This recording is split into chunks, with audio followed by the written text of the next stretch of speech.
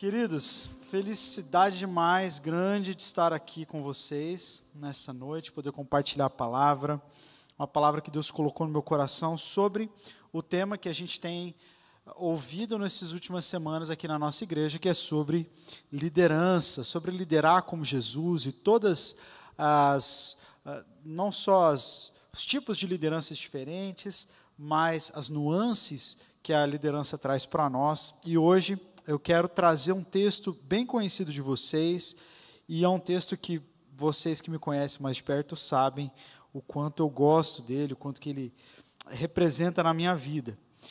E hoje, o tema, se eu tivesse que dar um tema para essa palavra, seria liderando um desanimado, ou discipulando um desanimado. Eu sei que todos nós já passamos por situações na vida onde a gente se sente desanimado, e esse texto sim fala ao nosso coração enquanto desanimados, muitas vezes, mas esse texto também revela as atitudes de Jesus para com quem está passando por isso. Então ele é um texto dupla face, né? Ele se aplica tanto às nossas vidas enquanto estamos passando por momentos difíceis, quanto orienta a nossa liderança quando caminhamos com alguém que está passando por um momento de desânimo. Alguém aqui já passou por desânimo na vida, desânimo sério? Eu estava lendo esses dias uma entrevista do Justin Bieber falando sobre um período em que ele se viu assim realmente muito deprimido, muito desanimado, e foi até interessante porque na reportagem, quando o repórter disse como que o Justin Bieber venceu aquela situação, ele fez menção da sua fé religiosa, da sua igreja, né, dos relacionamentos próximos que ele tinha com pessoas que ajudaram ele a sair daquela situação. Eu achei isso bastante curioso. No começo desse ano, eu posso dizer que eu passei por alguns momentos em que eu me questionei. Eu falei, gente, será que eu estou desanimado? Porque eu, sinceramente, já tinha me sentido triste em alguns momentos, por situações diversas na vida, mas no começo desse ano parece que a coisa tomou uma forma maior, e o tempo não ajudava, né? Eu estava sempre cabisbaixo, não estava sentindo muita vontade de encontrar pessoas, e eu conversei com a Carol sobre isso, e estava lendo algumas coisas no Twitter um dia, e vi um colunista político que eu sigo, e ele estava falando sobre um período que ele tinha tirado, ou iria tirar, não sei. É um período de descanso, um período de afastamento, um tanto quanto assídico. Ele escreveu essa palavra, assídico. Aí eu, como bom curioso, não sei se você faz isso também, mas eu vejo uma palavra que eu não conheço, eu já vou correndo para o Google para saber o que é, né? E aí eu descobri a palavra assídia. Eu não conhecia a palavra, conhecia o que era, mas foi interessante poder pesquisar sobre esse termo, ou assédia, na verdade. E pesquisando, eu achei uma entrevista interessantíssima de um monge primaz de um monastério na cidade de Bose, na Itália. E esse monge fala sobre a assédia. Ele diz o seguinte: é uma forma de preguiça, mas também de desespero e de depressão. É um vazio que sentimos por dentro e que nos paralisa, nos impede de enfrentar a vida e de responder à nossa vocação. Essa falta de paixão, de sensibilidade, pode nos levar até o endurecimento da alma. Conforme eu ia lendo essas coisas, algumas luzes iam acendendo. Eu ia falando, rapaz, mas eu acho que ele sabe o que eu estou sentindo. E é interessante que a assédia, ela é o pecado da preguiça, né? Se você conhece os 7 pecados capitais da tradição católica romana, tem o pecado da preguiça. O pecado da preguiça é a assédia. Por que ele é tratado como um pecado? Porque ele pode se tornar uma recusa em viver. A depressão, o desânimo, também, ela não é uma coisa que só que acontece a nós, mas que nós podemos alimentar ou podemos tentar sair dela. E quando não tentamos sair dela, nós nos tornamos escravos da assédia, dessa preguiça, dessa falta de gana de viver. Isso pode se tornar um pecado. O Enzo Bianchi, que é esse monge, continua dizendo: nós estamos em uma sociedade doente de depressão. no qual não há um verdadeiro passado, um enraizamento, uma verdadeira paixão, e na qual nos perguntamos se vale a pena agir. Falta-nos força para envolvermos-nos em uma vida autêntica. É um mal, ele diz, que afeta as gerações jovens em particular. Os jovens que eu encontro são muitas vezes caracterizados por falta de vontade, de convicção. Cada um não gostaria de estar ali, mas também não consegue estar em outro lugar. Por outro lado, estamos constantemente imersos em ruído, mas a solidão nos paralisa. É o sinal de que a situação contemporânea é um atentado contra a verdadeira humanidade. Achei muito interessante que ele tocou na questão da juventude, que a juventude também experimenta essas coisas. Esse desânimo, a palavra desânimo significa literalmente desalmado, porque ânimo vem da palavra latina anima, que significa alma. Então, desânimo é um desalmado, é aquele cara que está vivendo, mas não está. Não é? E este desânimo pode acometer alguém por várias situações. Nós vamos ler aqui a história de 2 jovens que experimentaram esta assédia, este desânimo, pareciam desalmados, por uma razão muito simples. Eles tinham expectativas frustradas. A gente vai ler sobre a história de Cleopas e o de seu amigo. Nós não conhecemos quem eles são profundamente, mas eles tinham expectativas frustradas. Essa história está lá em Lucas capítulo 24, e agora que você vai abrir sua Bíblia. Lucas capítulo 24, do versículo 13 em diante. É aquela velha história dos 2 discípulos que estavam a caminho de Emaús, depois da ressurreição de Jesus. Então, você pode abrir aí, e nós leremos daqui a pouquinho. Estes 2 jovens estavam num processo de afastamento da comunidade da fé, afastamento do lugar da fé, e estavam experimentando um esfriamento da sua própria fé, como a gente vai ver no texto. Então, eles se colocam na estrada em direção a um povoado que ficava a 11 quilômetros de distância de Jerusalém, e eles iam fazer isso a pé. Eu sei que vocês são tudo fitness e tal, corre 10 quilômetros como se fosse nada, assim, né? Mas uma caminhada no deserto de 11 quilômetros era uma caminhada de respeito. Então, durava a maior parte de um dia. Bom, eles então começam a caminhar e começam a conversar entre si.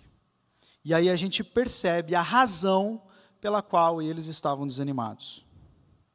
Vamos ler o texto? Versículo 13. Naquele mesmo dia, qual dia? O dia da ressurreição, no domingo da ressurreição, 2 deles, dos discípulos, estavam indo para um povoado chamado Emaús, a 11 quilômetros de Jerusalém. No caminho, conversavam a respeito de tudo que tinha acontecido. O que havia acontecido? Jesus havia morrido, sido crucificado. Enquanto conversavam e discutiam, o próprio Jesus se aproximou deles e começou a caminhar com eles. Mas os olhos deles foram impedidos de reconhecê-lo. Jesus, então, lhes perguntou: sobre o que vocês estão discutindo enquanto caminham? A gente olha essas perguntas de Jesus e fala assim, que bela onisciência é essa, né? Jesus não sabe? Mas Jesus perguntou. Eles pararam, com o rosto entristecido. Eles pararam com o rosto entristecido, e um deles, chamado Cleopas, perguntou-lhe: você é o único visitante em Jerusalém que não sabe das coisas que aconteceram ali esses dias? Alienado. Tipo assim, né? Xingando Jesus. Jesus está lá, vai conversar com os caras, né? Dá uma João sem braço, tipo, fala, o que você está sentindo? Os caras ainda xingam Jesus, vê se pode. Que coisas? Perguntou ele. E aí eles dizem o porquê que eles estavam desanimados. O que aconteceu com Jesus de Nazaré? Responderam eles. Ele era um profeta, poderoso em palavras e obras diante de Deus e de todo o povo. Os chefes dos sacerdotes e as autoridades o entregaram para ser condenado à morte e o crucificaram. E nós esperávamos que ele ia trazer redenção a Israel. Hoje é o 3º dia desde que tudo isso aconteceu. Olha só, eles tinham expectativa Eles achavam que agora era o tempo da restauração de Israel, e não era. Eles achavam que Jesus estaria aqui com eles para fazer essas coisas acontecerem, e Jesus não estava lá. Eles achavam que seriam parte de algo importante na história de Israel, e não foram. Todas as expectativas que eles tinham, que eram muito boas, haviam sido frustradas, expectativas relacionadas a Deus. E tem gente que tem expectativa frustrada com relação ao seu próprio desenvolvimento na fé, gostaria de estar mais à frente, gostaria de ter vencido tal pecado, gostaria de já ter casado, gostaria de já ser pai ou de já ser mãe, ou gostaria que essas coisas tivessem acontecido. Eu achei que era o tempo em que Deus me usaria para fazer uma grande coisa, mas isso não aconteceu. Eu achei que Deus me usaria para ser um grande líder e agora meu PGM vai fechar. São várias as expectativas que a gente tem que podem ser frustradas e gerar em nós esse desânimo. É o que estava acontecendo com eles aqui.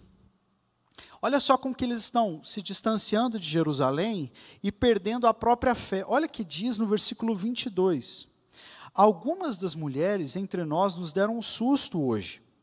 Elas foram de manhã bem cedo ao sepulcro e não acharam o corpo dele. Voltaram e nos contaram ter tido uma visão de anjos que disseram que ele está vivo. Alguns dos nossos companheiros foram ao sepulcro e encontraram tudo exatamente como as mulheres tinham dito, mas não o viram. Olha só que interessante, porque eu sempre olhei para esse texto aqui, achando que Jesus tinha ressuscitado e falado com as mulheres, e aí esses caras estavam tristes porque Jesus morreu e foram embora. Mas aqui não, está dizendo que eles encontraram as mulheres antes de sair de viagem, e eles receberam a notícia da ressurreição, e não conseguiram crer. Tamanho era a decepção, tamanho era o desânimo deles. Já participou de um culto onde você olha para o lado assim, e tem alguém voando, chorando, se entregando para Jesus, entregando a vida ao Senhor, vindo aqui na frente, e sendo tocada por Deus, e você olha e fala assim, eu já acreditei nisso, eu já acreditei mais nisso. As pessoas estão experimentando, estão falando para nós de coisas sobrenaturais que estão acontecendo, e mesmo assim você olha e fala, eu não consigo mais crer nisso. E aí o coração vai se esfriando. Foi o que aconteceu com eles. Esse era o estado deles. E agora nós vamos ver o que é que Jesus faz quando encontra a gente desanimada. Ao ver essas ações de Jesus, o que eu espero que aconteça conosco? Em primeiro lugar, se nós estamos passando por um momento de desânimo, se você está passando por um momento triste, que você se sinta abordado pelo Senhor Jesus e seja empolgado por aquilo que Jesus faz com eles. Em segundo lugar, eu quero que você, como um líder, como um discipulador, como um discípulo de Jesus Cristo, pense em quem caminha com você, em quem está perto de você. E se tem alguém que você conhece que está passando por esse momento assídico ou assédico. Se tem alguém que está desanimado perto de você, e como é que a gente consegue fazer para discipular, liderar quem já não quer mais andar? Como discipular cansados? Como discipular desanimados? A primeira atitude de Jesus, escolheu encontrá-los e caminhar com eles. Foi uma atitude ativa de Jesus de irem ao encontro de quem não poderia ir até o encontro dele. Aqueles que estão passando por um processo de desânimo, não têm força, estão esfriando, estão em processo de afastamento. E Jesus faz uma atitude, toma uma atitude, faz um esforço consciente e orientado para estar com essas pessoas. Agora, olha só que interessante, de todos os lugares onde Jesus poderia ir, porque Jesus estava com o corpo glorificado, imagina você com o corpo glorificado, a viagem que você não vai querer fazer, tipo, atravessando parede e tal, tipo, você vai, poxa, eu vou viajar, vou para a Europa com o corpo glorificado, vou viajar pelos planetas, vou para as outras galáxias, vou para o céu. Jesus podia ir para qualquer lugar, fazer qualquer coisa com o corpo glorificado, e para onde ele vai? Para o meio de uma estrada empoeirada e deserta, para andar com dois caras que nem sabiam se acreditavam mais nele. Olha como Jesus é legal. Ele faz esse esforço intencional. Ele escolhe estar com dois caras que não eram os principais discípulos, inclusive, a gente não sabe o nome deles, só de um, Cleopas, e eles não eram do grupo dos 12. porque no final do texto a gente encontra eles, depois quando eles voltam correndo para Jerusalém, eles voltam para contar tudo isso para os 11. Então são dois caras que nem estavam no grupo mais principal de Jesus, eram dois caras, entre aspas, sem importância apostólica, que não se tornaram apóstolos depois. Porque Jesus não queria só investir naqueles dois caras que faziam parte do grupo dele, queriam depois frutificar muito. Não, Jesus amava aqueles caras. Porque apesar de desanimados ou desalmados, eles não eram desamados. Eles eram amados por Jesus. E Jesus escolheu estar com desanimados. É o tipo de gente que às vezes a gente escolhe não ficar com elas, né? A gente fala assim, cara, difícil ter uma conversa, porque é só lamento, crítica. E Jesus vai e faz um esforço para estar com eles. E Jesus então se colocou ao lado deles. Como líderes, segundo o coração de Deus, a gente precisa fazer o mesmo. A gente não vai andar só com quem está perto de nós, mas nós precisamos fazer esse trajeto de afastamento. Irmos pelo caminho e gastarmos tempo com aqueles que estão se afastando, mesmo que eles não sejam os líderes em potencial do seu PGM, por exemplo. Ir atrás, ligar. Não só vamos à igreja ou vamos voltar para Jerusalém. Talvez não está na hora do cara voltar para a igreja ainda. Ele está a caminho de Emaús. Um dia ele vai voltar para cá, mas enquanto ele não volta para cá, anda com ele para onde ele está indo. Não tem problema.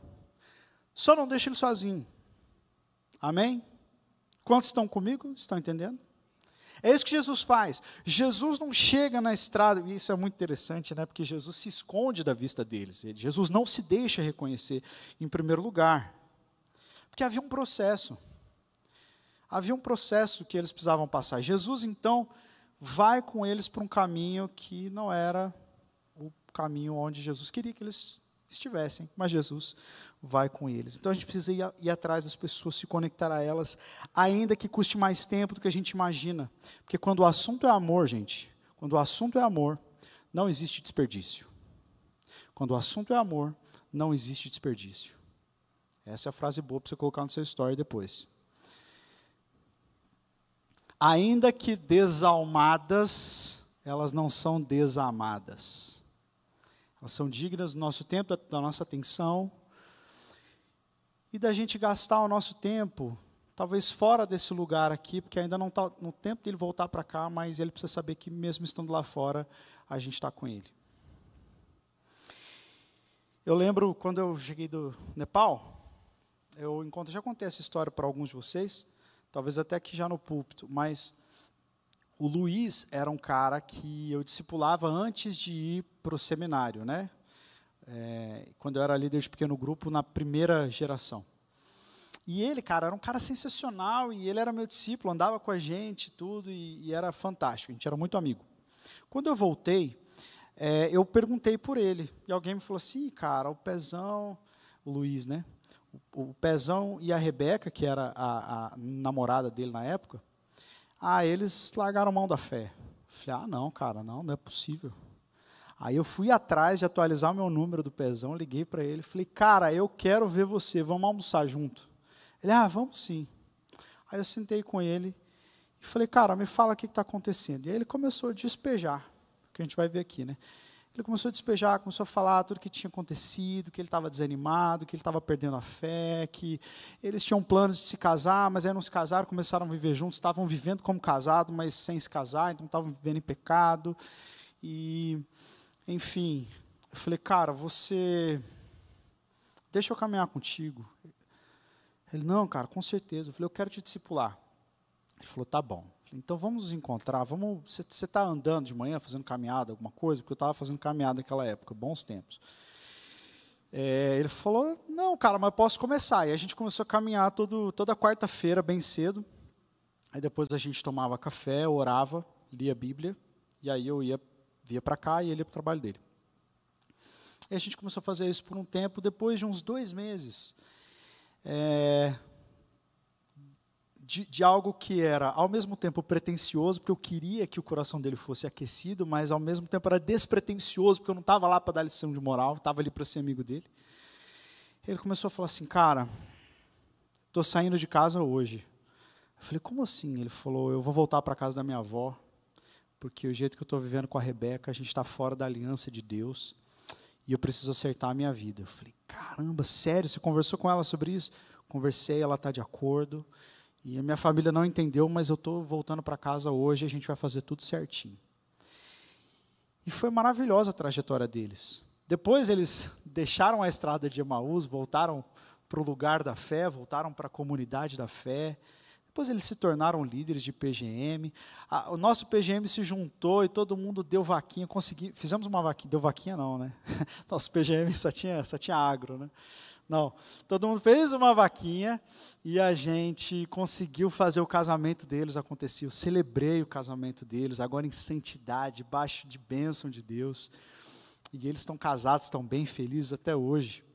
E como foi importante para o Pezão essa minha atitude de ir atrás dele, onde ele estava, para me colocar ao lado. A segunda atitude de Jesus, ele fez perguntas e se abriu para ouvir. Olha só, Rubem Alves já dizia que a gente tem muito curso de oratória, mas a gente precisa de curso de escutatória. Mais do que oratória, porque a gente sabe falar bastante, mas às vezes a gente não sabe ouvir. É ou não é verdade? E quando a gente olha para esse texto, Jesus faz várias perguntas óbvias.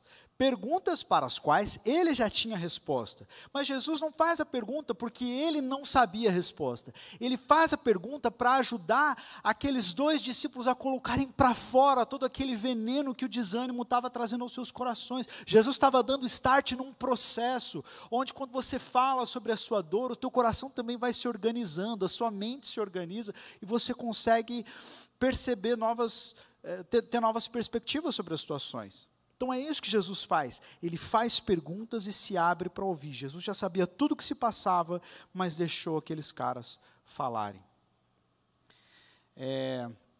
Eu recebo muita mãe falando assim, pastor, esse é o telefone do meu filho, fala com ele. Ele está precisando falar com o senhor, ou ele tá precisando ouvir um pastor, né? Fala com ele. Aí eu sempre fico naquela situação, gente, como que eu vou ligar para o menino e falar assim, olha, sua avó me deu seu telefone, sua mãe me deu seu telefone aqui, eu tenho algumas coisas para falar para você. A cabeça do moleque já está assim, né, inchada de tanto ouvir.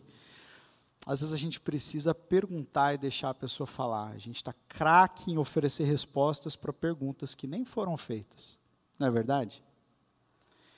E a gente precisa dessa civilidade de Jesus, dessa simplicidade.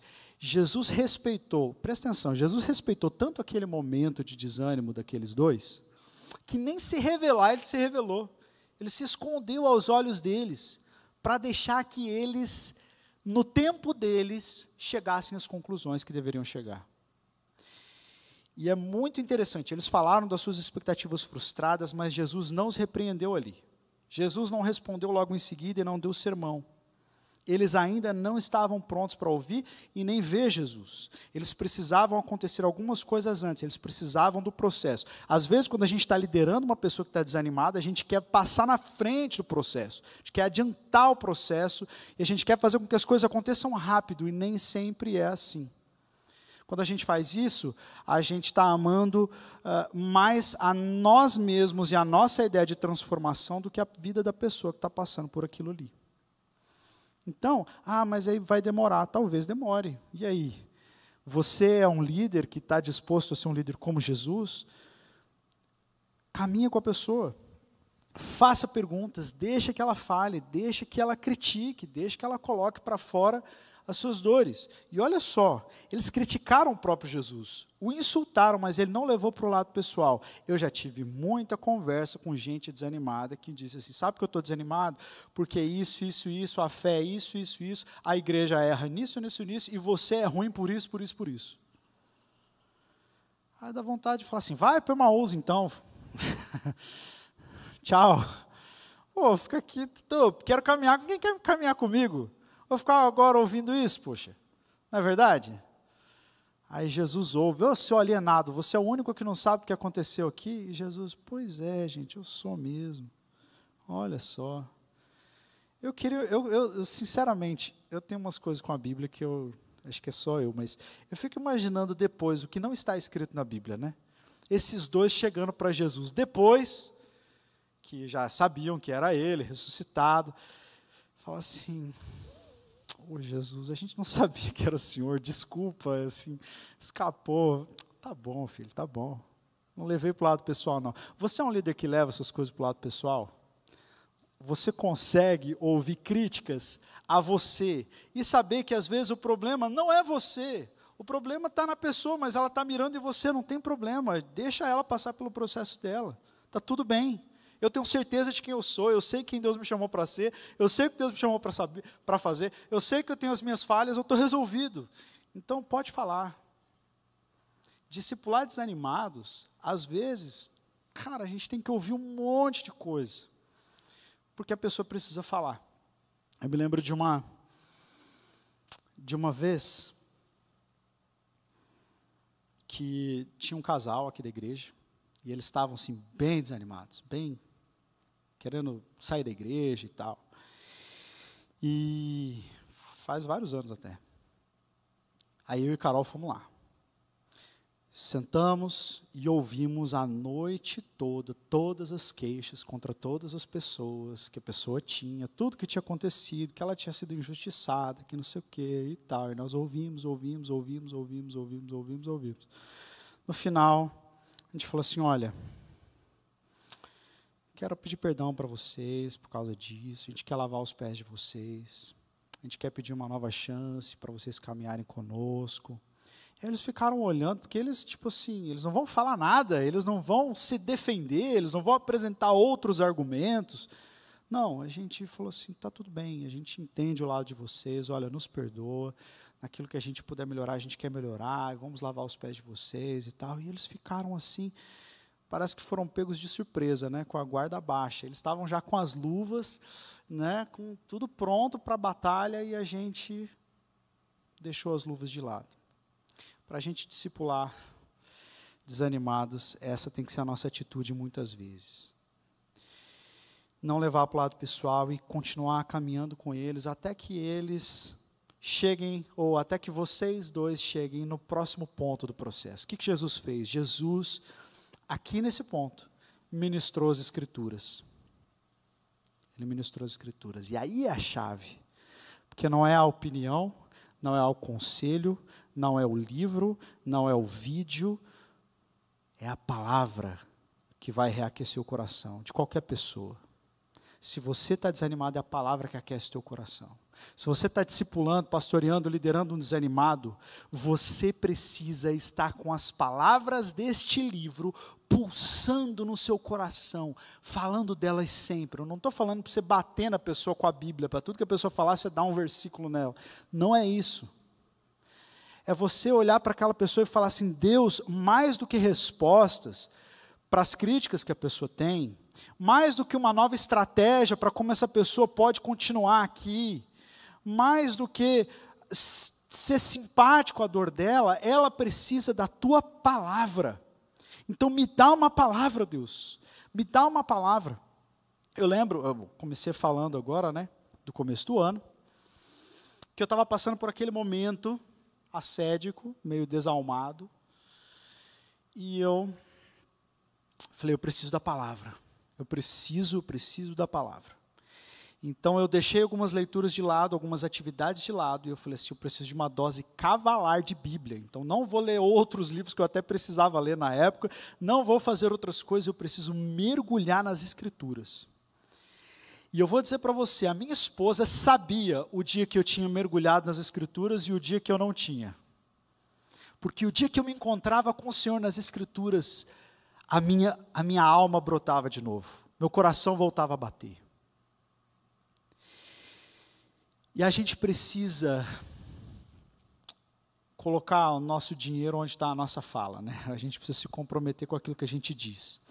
Se eu digo que a palavra de Deus é a verdade, é a palavra que limpa, a palavra que aviva, então na minha vida ela precisa ter esse espaço, na minha liderança ela precisa ter esse espaço. Não adianta eu falar que a palavra de Deus é o máximo e não dar atenção nenhuma para ela e deixá-la de fora das minhas conversas, deixá-la de fora das minhas opiniões, deixá-la de fora dos meus planejamentos. Eu preciso ser alguém que é consumido pela palavra. Aí sim, quando eu estiver caminhando com alguém desanimado, eu vou poder dar para essa pessoa justamente aquilo que ela precisa.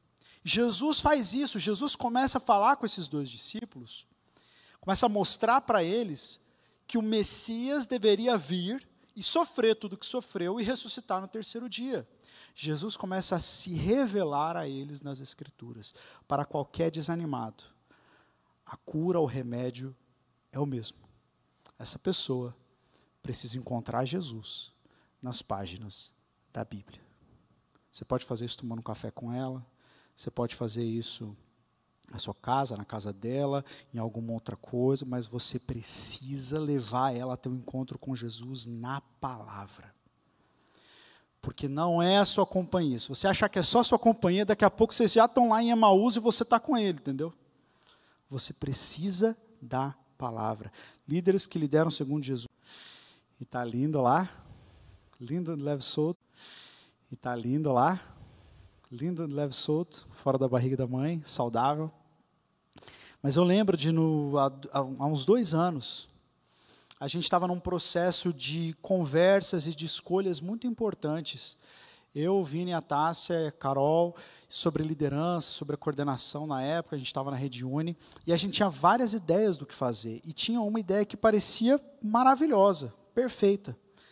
Aí eu fui para a Bíblia e estava lendo, e Deus me deu uma palavra rema, assim, uma palavra que era para aquela situação, que jogou todos os nossos planos na lixeira. E eu lembro que eu liguei para eles e falei assim, olha, Deus me deu uma outra direção, a gente não deve fazer um monte de abobrinha.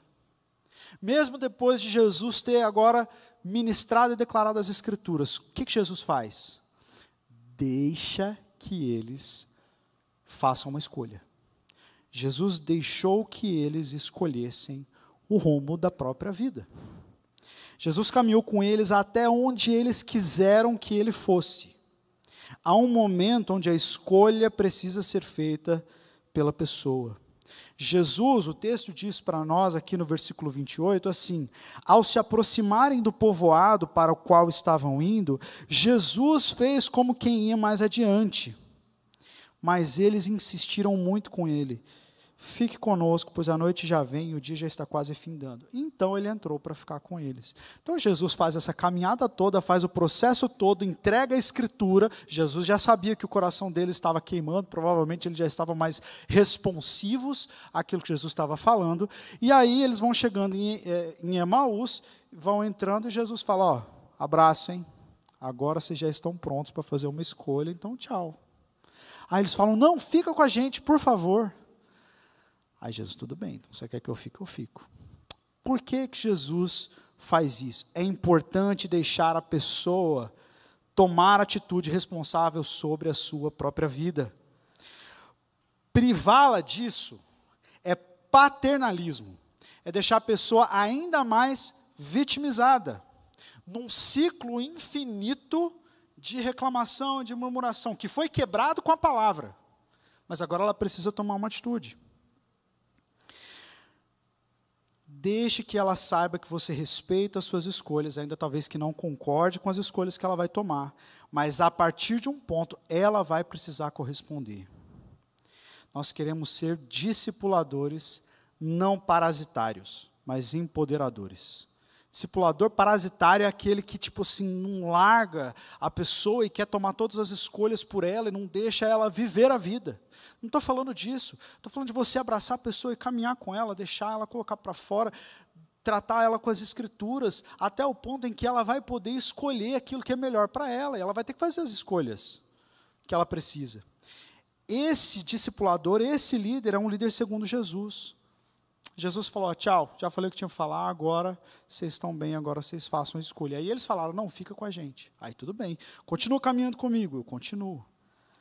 E foi aí, depois dessa tomada de atitude deles, que eles se abriram para a presença de Jesus, já com o coração ardendo pelas Escrituras, que os seus olhos foram abertos e eles foram completamente transformados. Olha lá no versículo 30. Quando estava à mesa com eles, ele tomou o pão, deu graças, partiu e deu a eles. Então os olhos deles foram abertos e o reconheceram. E então ele desapareceu da vista deles. Perguntaram-se um ao outro, não estava queimando o nosso coração enquanto ele nos falava no caminho e nos expunha as Escrituras? Olha o turning point, né? O ponto de virada. as Escrituras. Então eles se levantaram imediatamente e foram para Jerusalém. Os 11 quilômetros duraram um dia inteiro para andar. Eles correm, quanto que faz 11 quilômetros aí? 30 minutos? O Alisson faz em quê? 25, 11 quilômetros. Não? De carro eu faço até mais. Mas eles voltaram para Jerusalém e aí estavam agora confirmando a fé dos outros irmãos. Confirmando a fé dos 11. Nós já estamos caminhando para o final. Mas isso é maravilhoso. Deixar claro para a pessoa que a decisão final sempre será dela. E que sim, existe uma decisão a tomar no final do processo. Ser consumido pelo desânimo das expectativas frustradas, ou buscar a comunhão, o partir do pão e a reconciliação com Deus, vão ser, no final das contas, uma atitude dessa pessoa. O que a gente tem que fazer como líder é preparar a pessoa, dar substância e um espaço seguro, sem julgamento, para que ela possa tomar a melhor escolha. Amém? Então, no nosso processo de discipular desanimados, são 4 atitudes que a gente vê em Jesus aqui. Em primeiro lugar, precisamos encontrá-los e caminhar com eles. Segundo, fazer perguntas e nos abrir para ouvir. Terceiro, precisamos ministrar as Escrituras. Em quarto lugar, precisamos deixar que eles escolham o caminho que vão tomar. Jesus não encontrou aqueles dois com imponência, não descarregou sobre as suas cabeças um discurso moralista, julgador, mas em simplicidade, Jesus ouviu tudo que eles tinham a dizer e sem interrompê-los. Jesus ouviu críticas a si mesmo e não revidou. Ele não se ofendeu com aquelas palavras e ouviu com atenção o que eles tinham a dizer. Jesus não vê no desanimado, em mim, em você ou em quem nós lideramos, um desalmado. Jesus vê alguém carente de amor e por isso Ele nos deixa falar, por isso Jesus nos deixa chorar, Jesus nos deixa expor os nossos medos sem sermos julgados e Ele nos acolhe. Jesus não se escandalizou com a falta de fé deles, que não conseguiam mais crer, abandonando para que eles seguissem para o inferno. Ele ficou e compartilhou com eles as palavras que podem ressuscitar a fé de alguém. As Escrituras e não as nossas opiniões são aquilo que podem fazer um desanimado voltar a queimar. As Escrituras. Jesus não queria que nem eles, nem nós, dependêssemos de uma palavra passageira de ânimo, mas que eles voltassem à fonte do fogo que nunca se apaga, a Bíblia, as Escrituras. Mas mesmo com tudo isso, Jesus não tirou deles o poder da decisão. Jesus ia ministrá-los e não parasitá-los. Eles ficariam se quisessem. Na hora da decisão, eles o convidaram para comer pão, para comer pizza, para sair, para continuar a amizade. E foi aí, na continuação da amizade, numa mesa, comendo, é que aqueles discípulos caíram em si, porque essas coisas acontecem quando a gente menos espera. O demônio do meio-dia, como também é chamado a depressão e o desânimo, se esvai numa mesa, comendo com os amigos. Se você está liderando um PGM, você tem amigos que estão desanimados, guarde essa palavra, é assim que você vai liderá-los de volta para Jesus. Se colocando ao lado deles, ouvindo o que eles têm a dizer, expondo as Escrituras e deixando que eles tomem uma decisão. Amém?